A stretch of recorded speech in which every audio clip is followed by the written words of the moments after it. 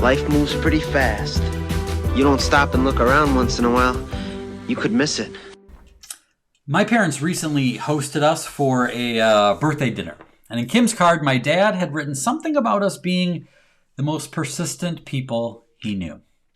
Kim smiled because we know how close a cousin persistent is to stubborn, which is a synonym for unreasonable, pig-headed, and cantankerous. But we took it for the compliment it was intended to be. Persistence, stubbornness, an abundance of stick-to-itiveness, whatever you want to call it, we definitely have it. It's what allowed us to keep going for 20 years before making it to our dream home on Lake Michigan. For years, we endured literally years of financial loss, crushing debt, the disappointing results of failed plans, and excruciating stretches of time when momentum was harder to find than Waldo in a candy cane factory. That persistence served us well. It may have been our superpower, but it never seemed all that special to me. Maybe because I know the secret. Now, there were many times I wanted to wave the white flag. But whenever it felt like the jig was up, bankruptcy was looming, I just assured myself that all this didn't work out. Kim could always go back to teaching. I could always get a corporate job or manage a fast food place somewhere. We'd be fine. And then I'd think about how terrible that would be if I had to do that for the next 20 or 30 years. And then I'd get back to work on the thing that excites me. Because moving forward suddenly wasn't as hard or hopeless or impossible as it seemed. In considering the alternatives, I was reminded that I had a choice.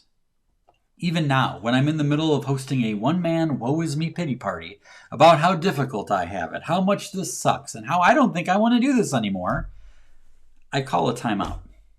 I reflect back to the summers of my teenage years when I worked at a car dealership, enduring long days doing work that didn't excite me.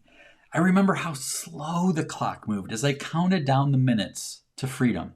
I recall the pangs of dread that settled in on Sunday nights. That job is where I learned I'm unemployable. It's when I made the choice that I was going after my dream no matter how hard the road or how long it took. In that promise, persistence was born. Now, this is not a message about never quitting, which is sometimes the wisest course of action. It's about reminding ourselves that quitting is only one of the options. Adultitis prefers us playing the victim card. It very much enjoys us feeling powerless and without any choices. But we always have choices.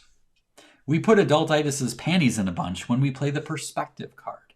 When we look at how far we've already come, or take an honest accounting of all of the options at our disposal while realizing how many of them are worse than our current situation, we can pull ourselves from the pit of hopelessness.